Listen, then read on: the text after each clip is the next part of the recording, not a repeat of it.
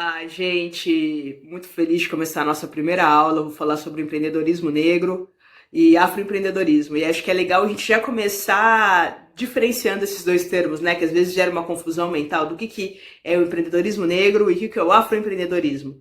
Então, empreendedorismo negro são pessoas negras que empreendem. E aí é legal a gente refletir o que é empreendedor, que agora é em suma, né? A galera tá na hype falando é importante ter espírito empreendedor, é importante ter como é que é o termo que eles adoram? Lógica de dono, atuação de dono, ir para cima. Mas o empreendedor, ele é aquela pessoa que vê oportunidades e as abraça. Pelo menos é de onde eu vejo.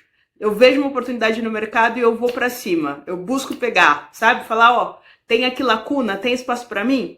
Vou tentar pegar. Eu, nesse caso, sou empreendedora há 13 anos. Eu sou empreendedora de economia criativa. Eu comecei nas artes, né? Não sei se todo mundo conhece a economia criativa nesse grande aspecto, nesse grande leque que ela é, mas tem muitas áreas, né? Tem área de design, tem área de arte, tem a área até da educação na economia criativa. Economia criativa, em suma, é a gente conseguir gerar renda a partir do nosso conhecimento, né? Do cultural e do intelectual. Então, como a sua criatividade, como todo aquele insumo teórico que você adquiriu ao longo da trajetória, te possibilita ter recurso para vender esse trabalho, né? Para vender uma solução. Sempre lembrando, gente, que empreendedorismo é venda de solução. Acho que isso é sempre válido da gente conversar um pouco. A gente ganha dinheiro no empreendedorismo porque a gente soluciona problema. Vamos pensar do empreendedorismo mais básico, assim, olha, eu preciso chamar hoje um encanador, é porque eu preciso que alguém resolva meu problema de encanamento. Eu vou pagar o serviço de uma costureira, é porque eu preciso que alguém costure para mim. Então, se a gente for pensar, a gente faz compra no mercado, é porque a gente tem fome. Então, o tempo todo qual que é a demanda, qual que é a oferta, né? E quando a gente pensa, então, os empreendedores negros, são pessoas negras que ofertam diferentes soluções para o mercado. Então, o empreendedorismo negro em si é pessoas negras que empreendem. E aí, o afroempreendedorismo é bem legal da gente entender que o afroempreendedorismo são pessoas negras que empreendem com temáticas voltadas para a comunidade negra. Então, por exemplo, essa camisa, eu até quis trazer um exemplo para vocês. Essa camisa eu comprei de uma afroempreendedora. É uma moça que tem uma grife que é de estampa étnica. Então, eu, enquanto pessoa negra, quero valorizar minha cultura, compro da marca dela. E ela vende algo que é para empoderar a comunidade negra. Então, essa pessoa é uma afroempreendedora. Eu, Jorge, sou uma empreendedora negra. O meu produto ele não é exclusivamente para pessoas negras. E o afroempreendedorismo, né, a gente tem como objetivo central, às vezes, esse foco para pessoas negras, mas sempre pensando que também pessoas brancas e outras pessoas também podem utilizar desse produto. Mas contextualizando, então, qual que é o momento do empreendedor negro? Qual que é o momento do afroempreendedor? Eu acho que todos nós sabemos que a pandemia veio e foi muito difícil para quem, principalmente para pequeno empreendedor, para que ele se mantivesse nesse mercado. Então, quem mais foi abalado foi a comunidade negra, infelizmente, os afroempreendedores. É sempre legal quando a gente pensa nessa lógica de mercado e a gente pensar, se o meu cliente ele vivencia o empobrecimento, diretamente eu estou vulnerável, né? Então, se a pessoa, meu público-alvo, ele está no momento que ele não pode fazer essa aquisição, eu também vou sofrer nessa outra frente. E o cenário no Brasil para empreendedores negros, ele não é tão benéfico. A gente tem... Em 2019 eu participei do Raça e Mercado da FGV. E a FGV trazia esse debate sobre o quanto de dinheiro a comunidade negra movimenta no Brasil e o como a gente ainda tem dificuldade para ter acesso a financiamento, a empréstimo, a realmente a gente participar do financiamento, mas na lógica dessa rodada de investidores, né? Que eu acho que agora todo mundo já, imagino que vocês conheçam, que agora a gente tem falado muito desse investimento para além do empréstimo, mas você participar ali, fazer o seu pitch, como eu sou de inovação e empreendedorismo, a gente olha muito para a temática de startup. Na startup, várias startups são financiadas, a gente não vê tantas ideias negras sendo financiadas.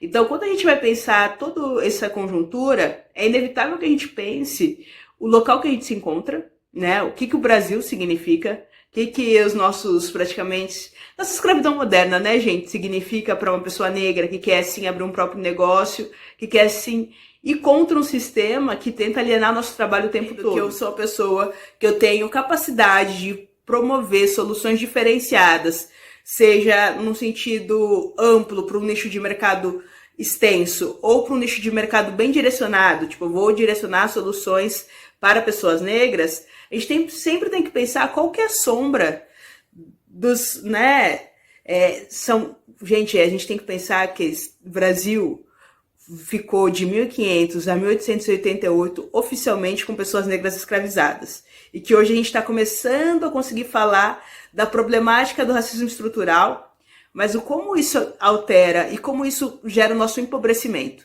Então, assim, nós pessoas negras somos as pessoas em maior vulnerabilidade social. Quando a gente pensa dentro do mundo dos negócios, isso não se distancia tanto.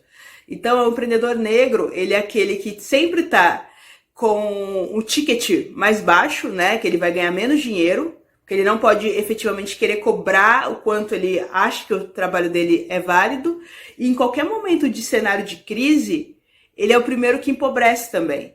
Normalmente é o nosso trabalho que em 2 segundos ele perde a valia, ou ele perde não a valia, mas sim o que as pessoas consideram.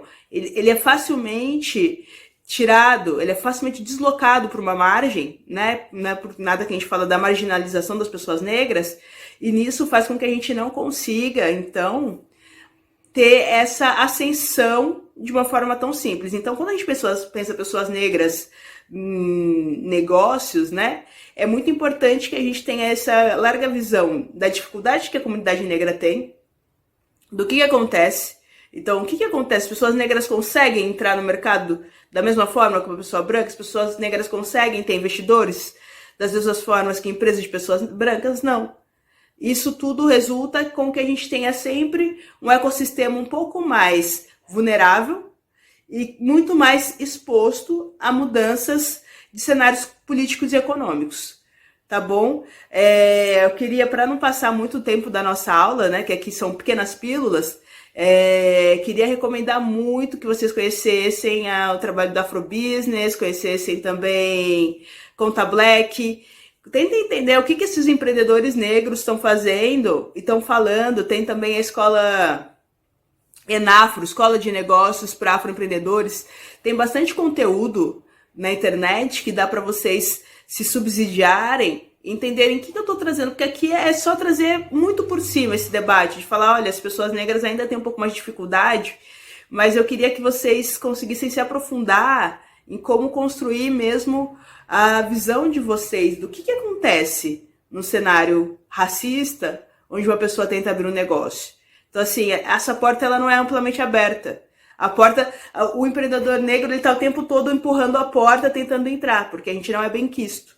Então, a nossa probabilidade de qualquer financiamento externo que não seja um fundo específico para a comunidade negra, porque agora existem vários fundos, né, que são um fundo Baobá, existem vários fundos que são realmente direcionados para a comunidade negra, porque a gente conseguiu perceber que quando eles não existiam, a gente estava sempre fora.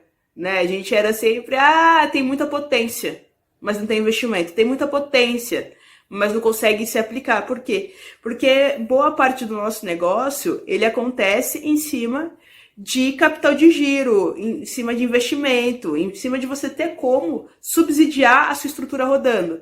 E se você não tem nenhum investimento, é muito difícil fazer isso acontecer. E lembrando que nós não somos herdeiros, né? Então, é muito difícil, às vezes, conseguir equilibrar de fazer acontecer o seu trabalho, né, a sua fonte de renda e também o seu negócio. Mas inicialmente é isso, espero muito ter contribuído com vocês, espero que essa aula tenha trazido novas ideias, novos olhares. Mais uma vez, em caso de dúvidas, me procurem nas redes e eu tô aqui para vocês, tá bom? Valeu, gente, abraço!